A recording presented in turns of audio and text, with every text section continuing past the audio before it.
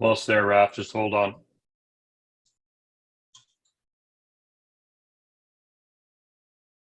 Good to go. Hey guys, welcome to the Golf Podcast Live. I'm your host, Raphael, out in Toronto, as always, with Michael Bleakley in Vancouver. Today we're on episode 81, and what a weekend with the Ryder Cup. And we have a very special guest with us today. We have Mr. Greg Chalmers, a Australian professional golfer who's going to make his debut as a senior this month over at the Texas Senior Open on October 18th to the 20th. He'll be playing the PGA Champions Tour as well. Welcome to the show, Greg. Hey, man. Hey, guys. How you doing? Doing great, Greg. Thanks for joining us today. Oh, no problem. Looking forward to it. Let's get into it. Yeah, I can't help but mention what happened this weekend. The Ryder Cup, obviously the Europeans just drumming the Americans over at Marco Simoni Golf Club in Rome, Italy. Did you get a chance to watch any of that? I watched a replay of it yesterday. I caught most of the singles. I watched a replay of the first day yesterday, just sort of fast forwarding through the ads, which there seem to be quite a few of those. It sure was. Yeah. But I'm always impressed with, I love watching good golf, and I love watching our best players, some of our best players, play under an intense situation, intense pressure. That's one of my favorite things to watch. Really fascinated by, I think the Europeans just played better. If you look at a lot of the major shots that were holed, a lot of chip-ins, anything good that happened, it seems, and you've seen this in other Ryder Cups or President's Cups where America have come out on top. It seems when they play against the international team, they always seem to be the one making everything. And this time it was Europe, and it was their turn. It's a fascinating event. It's a really great event, and I love watching it. I think it's really cool. When I look at your career, go ahead, Mike. Yeah, just going to say match play seems to bring out another gear in players, and it's really exciting to watch. And, in the past, the Euros, Ian Poulter would really rise to the occasion. And we saw a lot of that this year with Tommy Fleetwood, and the energy of the crowd is what really gets me going for this type of event. So, yeah. It's really cool. I think it's as confrontational as our sport can get, right? Obviously, and we aren't. Obviously, there's no physical contact, although it looked like it might come close at one point there. In the parking lot. It was, yes. It really was. It really is great to see that kind of passion for the end result. Like guys just want to beat each other. They're competitors at heart, and some of them very, very strong competitors. Otherwise, you're not successful at this level. And so to watch that all play out is always great for the fans. Yeah, it's a prize fight for golf. Yes. You go ahead, Ross. Yeah, it was quite funny what happened over this weekend. Gary Williams put it best over on SiriusXM, talking about guys in $300 golf shirts whisking into $100,000 courtesy cars, going to five-star hotels. Isn't exactly the same thing as a football or a baseball brawl, but it was a lot of fun to watch. Just to pivot a little bit, Greg, you turned professional in 1995. You won once on the PGA Tour. A number of time, I think a total of 11 professional wins, European Tour, Web.com, and Australasian Tour. So you've got a lot of experience as far as team experience. Tell us a little bit about growing up. Did you ever get a chance to play team golf? We did. We played a lot of. We have a big competition in Australia, state versus state, where you have 8 people on a team. It's our version of a mini Ryder Cup. It's sort of foursomes in the morning and individual in the afternoon, 5 days in a row. I've been not unfortunate. I haven't really looked at or been a chance or played well enough to make the international team. I was going to meetings there at one point. I was ranked 60th in the world, and I was playing some nice golf, but I didn't really play good enough, to be honest, to be fair, to get an opportunity to play. So that's probably something I'll, not regret, but just look back on, and it just wasn't good enough. Simple as that. Well, 2012 was a stellar year for you. You were ranked, I believe, 53rd in the world. And I guess that was a little later in your career. Yeah, a little bit. And I went through a rough patch there in sort of 04, 05, 06, kind of around there, trying to get my game back. I started working with a coach named Cole Swatton, who's Jason Day's, or was Jason Day's coach there for a long time. And Swatto turned my game around right around 09, 08. So that was sort of on the back end of working with Swatto, and played some nice golf. It just didn't quite. Ironically, the 2 times it's been held in Australia, the President's Cup, two of the 3 times I've won the Australian Open the week before. Wow. So last time they had the Australian Open there, the President's Cup there at Royal Melbourne, the last one was the only time I haven't won. So I look forward to them going back to Australia. Hopefully I'll get it done absolutely. again. Yeah, get another win before it starts. You just got to win about 6 weeks before the Cup and get your name considered. It seems to be the case, but yeah, no, haven't had a lot of experience in team golf at the professional level. Obviously, we have our event in New Orleans. I play with Cam Percy there, and that's foursomes and 4-ball. Obviously, foursomes is tough. I think the hardest thing about the Ryder Cup, just to touch on, guys, is that you're getting players. Normally, when you're under that kind of pressure or intense pressure, you've played your way into that, and you're actually playing nice golf already. Yeah. Right. This, you are under pressure right out of the gate, and there's who knows how your preparation has gone. You might have had a really rough few days. And in the American case, a lot of them hadn't played in 5 weeks. So in a lot of sense, form didn't even matter. Right. Yeah. 5 weeks is a long time in this game. So that's why the 2-year point system doesn't make any sense to me on the American side. It's just, 2 years of amalgamated points. And at the end of the day, you might not even get picked, even if you got your points on merit. And that's what you were striving for 2 years. This is what really bothers me. People like Keegan Bradley and Lucas Glover didn't get a chance to play. And even Cameron Young, who deservedly was right there. He totally should have been out there. And you look back now, a big loss like that to the U.S., I'm sure, we all know the rumor mill is swirling with what could have happened and who could have started. Like, a 4-0 loss in the opening day in the morning, like, makes you look back, like, why wouldn't you have put Brooks Koepka out there, who's an intimidating player, put him out in the first batch, and things might have been different. It's definitely. I really think. Yeah, go ahead. Yeah, it's just definitely one of the things we're all going to do now. We're going to break it down and talk about, and that happens in any sport when someone loses. It's just the winners are the geniuses. I think hats off to Luke Donald for deciding to go foursomes first, because they killed the foursomes both days. Yeah, definitely. And I think it's probably talked about not much, but I had a practice round with Eduardo Molinari, and he was telling me about he's their stats guy, Francesco's brother. And Eduardo, I played a practice round with him at the Barracuda this year, played 9 holes, and we were talking about what he does and how he goes about it and his role a little bit with what he's going to do with the Ryder Cup. And he was very excited about the opportunity he had there, but he's very good at what he does. And it was just interesting. I don't know if you guys noticed, just different. Some of the Americans were laying up on some holes that the Europeans were going for it and vice versa. So there was some interesting choices made that I don't know if the Americans had an analyst kind of guy, but it's the way the sport's moving, right? It's the way we're going now, where we're making decisions that are sure that we have the old school sort of what feels right, but we're also backing that up with, well, this is what the numbers say is the percentage play. And I like watching that play out as well. It was fun to watch, and the Euros obviously took that data into course setup and knew that they drove the ball straighter, set the course up. The rough was insane. Just from TV, you could see the graduation from fairway first cut into the cabbage. Like some of the rough was terrifying. And if you recall seeing Justin Thomas having that bad lie during the foursomes, and he literally, the ball hit him, and it didn't move more than a yard.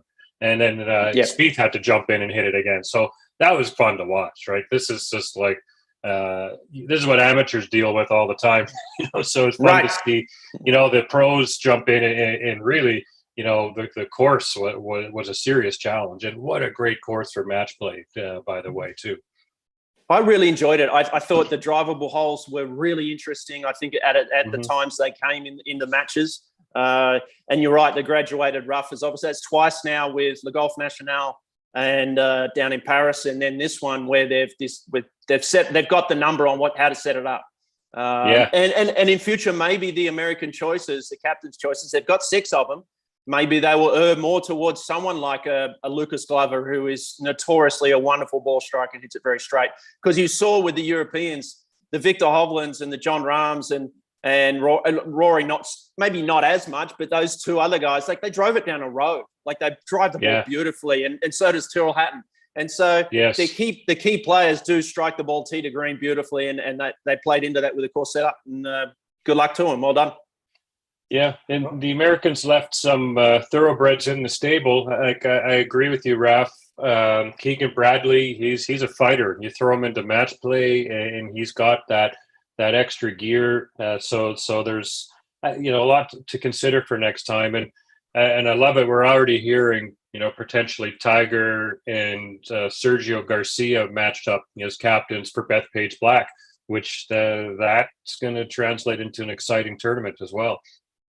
Yeah, I think too, guys. If you think the crowd was interesting at this venue, wait till you see Bethpage Black. The New Yorkers are going to have a lot to say, and they're going to take it to heart.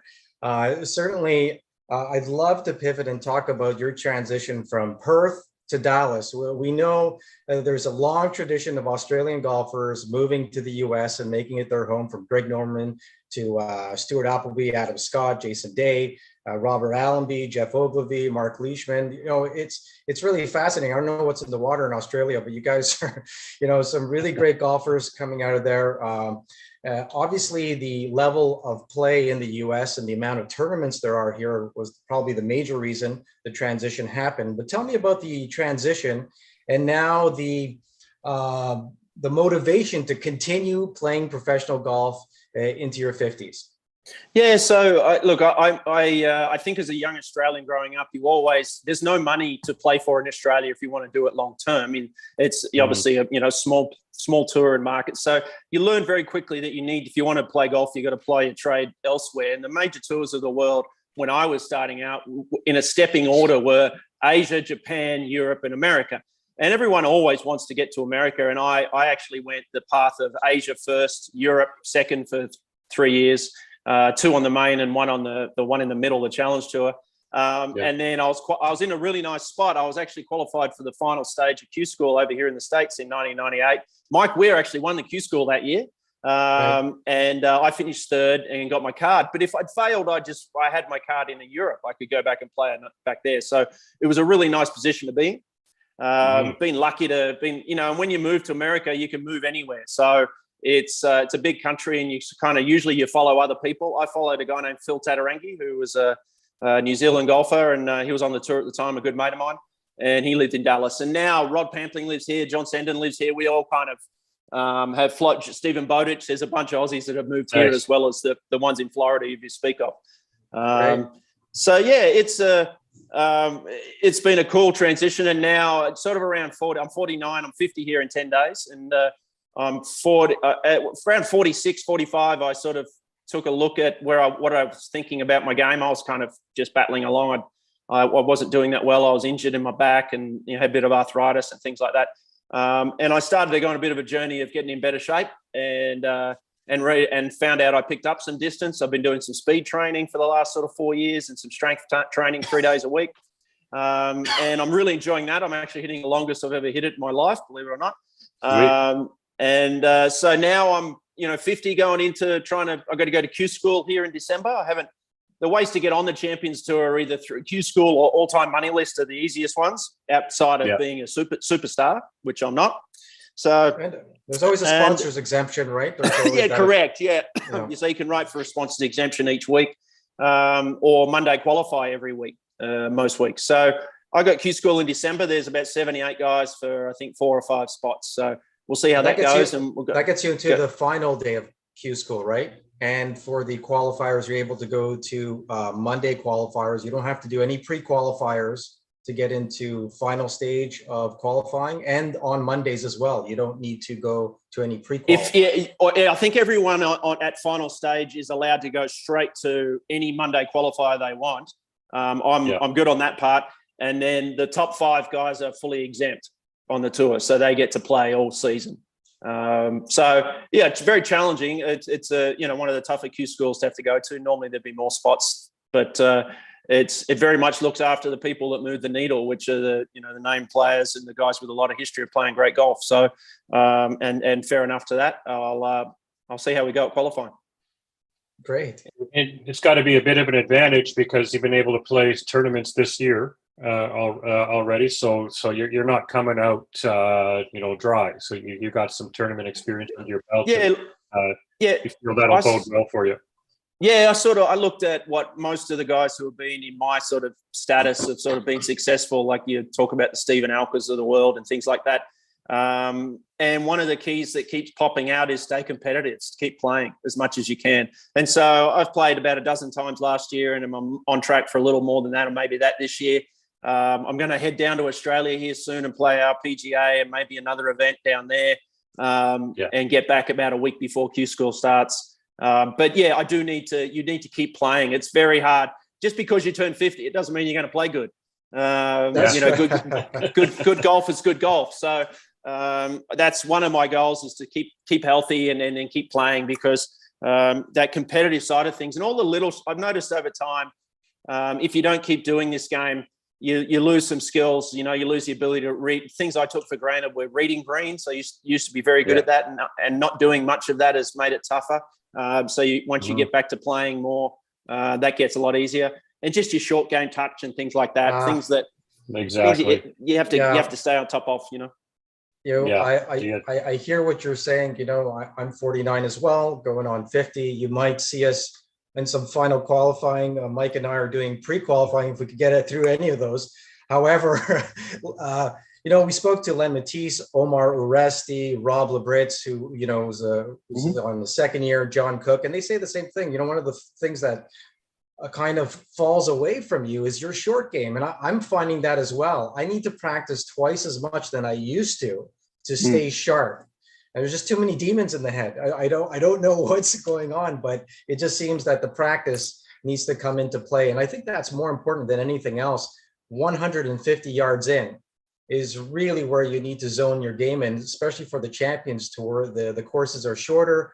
Guys are all hitting it longer now because of the technology and the fitness that's taking place. Where do you feel that you need to really work on your game, and what parts of your game do you feel confident about right now?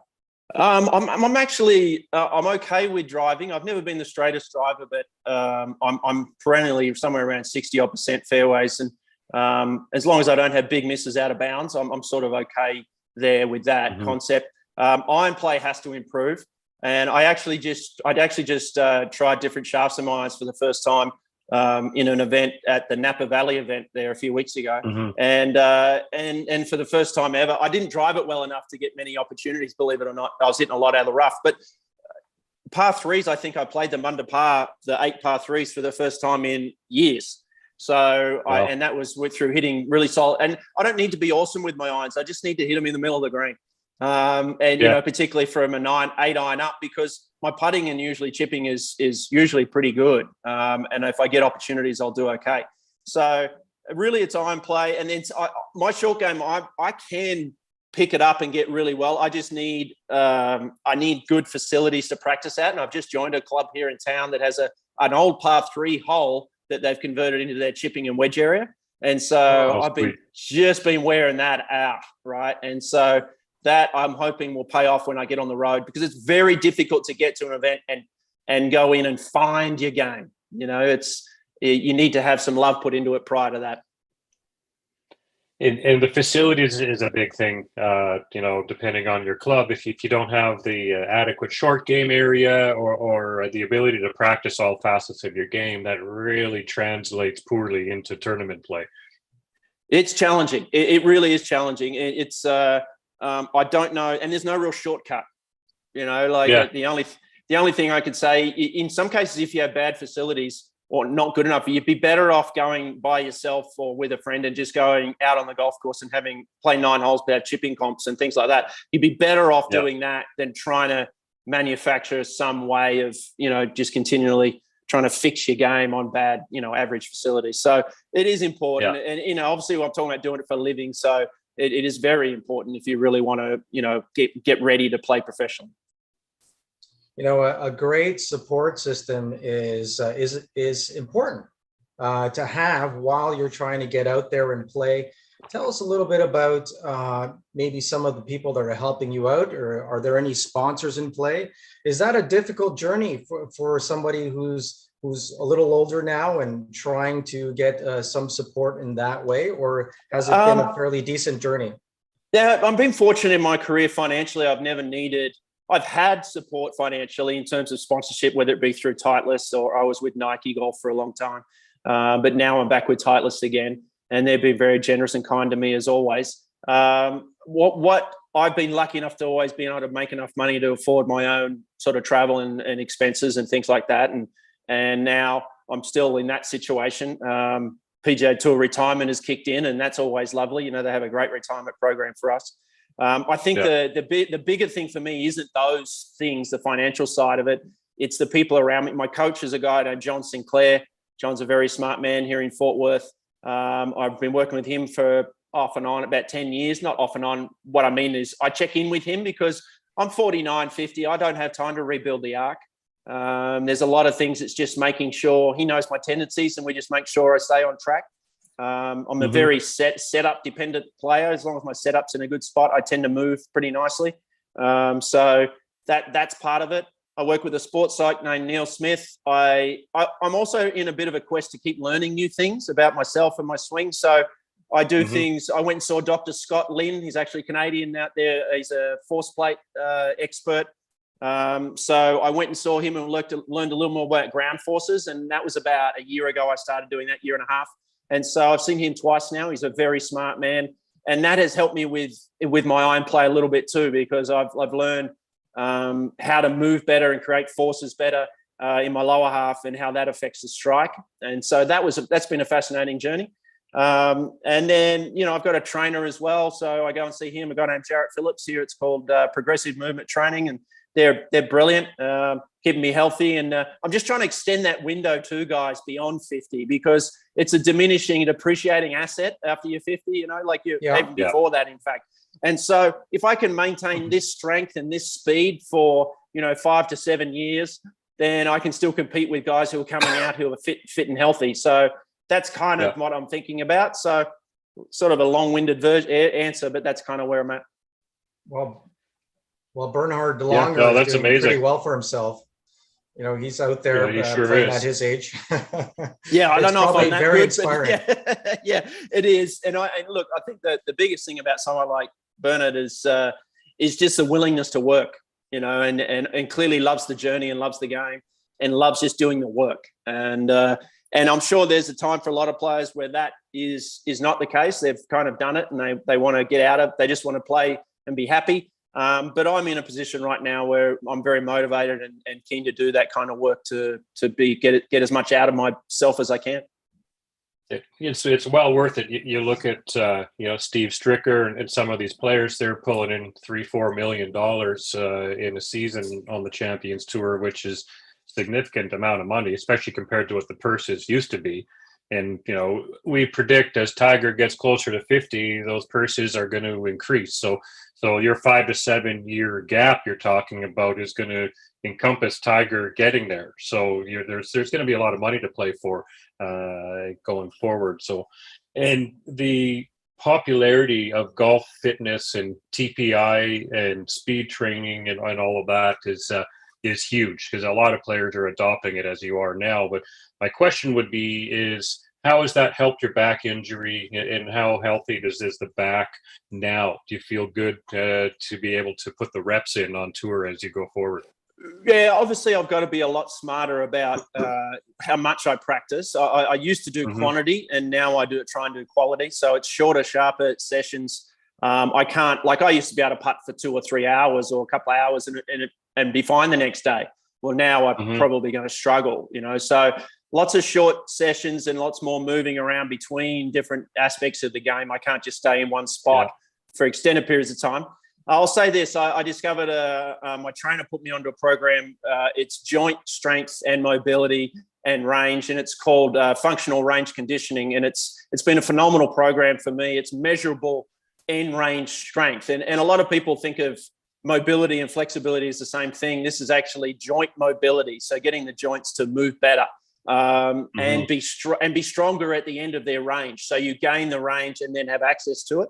It's a fascinating protocol, and I've been doing that 4 years now, and that's had a really good effect on taking the load off, because I had really tight hips, and now once we got them moving better, it actually took some load off the spine. So that's been, and I've got KVS data and things like that to support that. So so that's been a fascinating protocol and really something I've enjoyed doing. Yeah, I think that's another thing people become more aware of is how much the lower body affects the back pain. And, I've dealt with some of this issues myself, and loosening up those legs and glutes and hips transcends, upward into the spine. So it's amazing. Yeah, it's very cool. I think, you're building, if you look at it like, I look at it like I want to build range of motion and I want to build strength as well. Right. That's kind of how I look at it. But, I understand time is obviously the issue, right? You're fighting the time as you get older, but time to do it as well for a lot of people. But if you start with something, I think moving is always a good start. Just get moving, Absolutely. Well, we're joined once again by Greg Chalmers, a Australian professional golfer, multiple winner around the world. It's played all the majors.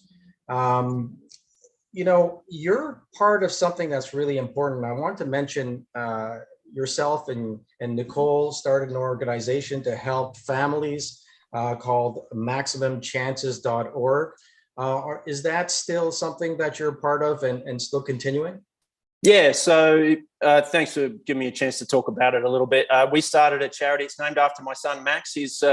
He was diagnosed with Asperger's, what they call Asperger's in those days. Now I believe it's just, autism spectrum disorder, ASD. When he was about 20 months old, and we've been fortunate enough to be able to afford a lot of the therapies that Max needed. He's now 20 years old and goes to A&M studying economics, and still will always have challenges, but he's doing really well. We've been very fortunate along that journey that we could afford a lot of the stuff that was needed, whether it be speech therapy, behavioral therapy, or any kind of doctor visits or things like that. So we started about 8 years ago, 7-8 years ago. We started small but effective MaximumChances.org, and we pay for speech therapy, behavioral therapy here in the Dallas Metroplex, and other things for people that need. I think the important thing for your listeners to know too, if you have someone in the autism community or someone around you affected by it, even just if you go to a website, you have access to call my wife if you want to talk to someone who knows about the journey. Because sometimes just talking to someone who understands what you're going through, because it's very, very challenging, can be something that helps as well. So just want to help some people, and it's been quite a cool journey, and we're still ticking along nicely. Thank you.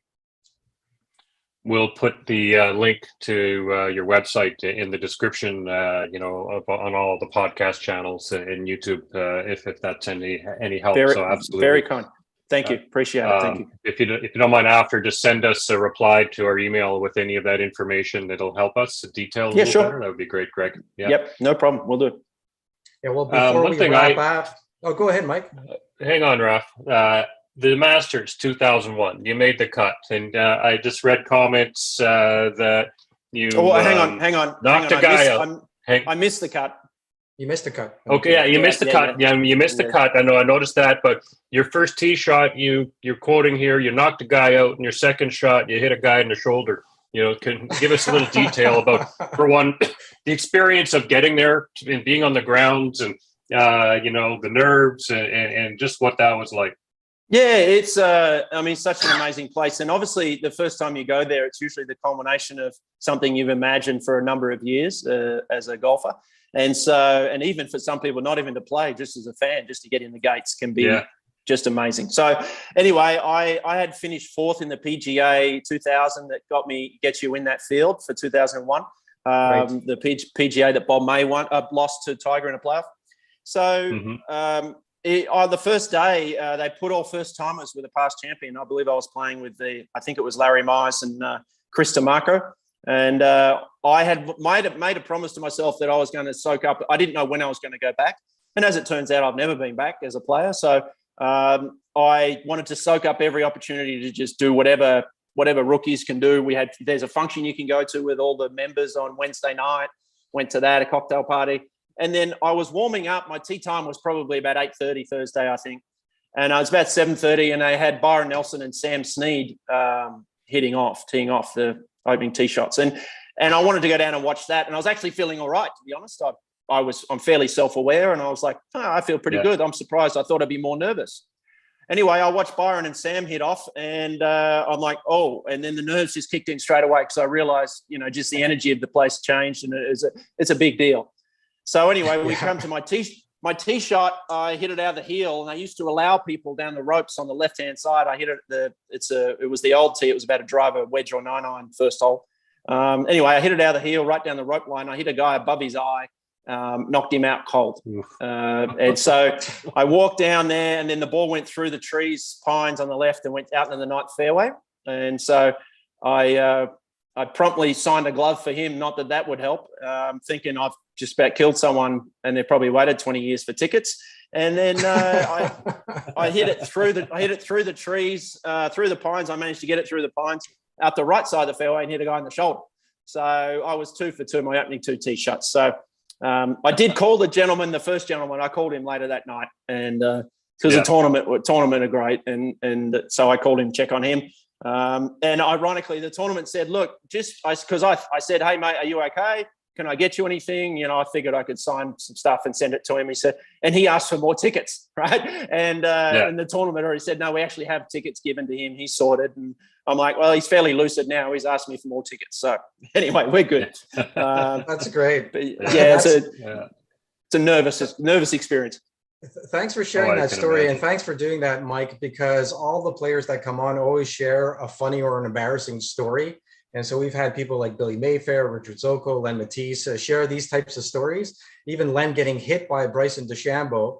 It reminds me of a story when Stuart Sink hit a player at Bethpage in the chest. And then on his second shot, the marshal was trying to move people back. He said, no, they don't have to move. He ended up hitting his second shot, hitting the same person back in the chest. Oh, no. The same, and then fall on the ground, right? It's just like, what are the chances? But these things happen. And, the dangers of standing at the 250 to 300 yard mark line. Don't stay there. Don't ever watch golf there. And if you watch, particularly someone like me, if you're watching Tyrrell Hatton or someone who drives it straight, go right ahead, but not Greg Chalmers. Yeah, well, it's a contact sport for the gallery, that's for sure. So, sometimes. Yeah, no, that's great. Greg, you got something to look forward to. The World Cup of Golf on the Champions Tour is beginning this year in December. So it's a Ryder Cup format, except it's 9-hole match play, 4-ball and foursomes. So it's going to be really interesting. It's going to be a lot of fun. Hopefully you'll make your way onto the team and you'll get to play some team golf as well. And congratulations on getting back into the competitive circle. I think golf is so unique in itself that it allows people to celebrate the game and be competitive at 50 plus. You can't say that for any other sport really outside of tennis. So it's very unique, and congratulations. And hopefully moving forward, we'll see your name in the headlines. We'll have you out here again because you'll have another win under your belt. Oh, I sure hope so. Thanks for the chat, guys. And you're absolutely right. Blessed to have an opportunity to be, not many people look forward to turning 50. Right. And, you get an opportunity to rejuvenate and maybe, what I would call almost a second career. So great opportunity, and I'm hoping to jump all over it. Yeah, we're lucky our sport has this type, even in the amateur side. As I get a little older, I get to move up a tee box and maybe have a better chance. Here we go. So, well, Greg, we'll be pulling for you, and we'll check in a few months. Maybe we can have you back after your first win. Yeah, thank you, guys. Thanks for your. All right, for Greg Chalmers, Michael Bleakley, I'm Raphael Calumet. You've been listening to the Golf Podcast Live. And make sure you click all our social media feeds and check out Greg on Twitter, because he's always got interesting posts as well, working out and working on his game. So take care, Greg. We'll talk soon.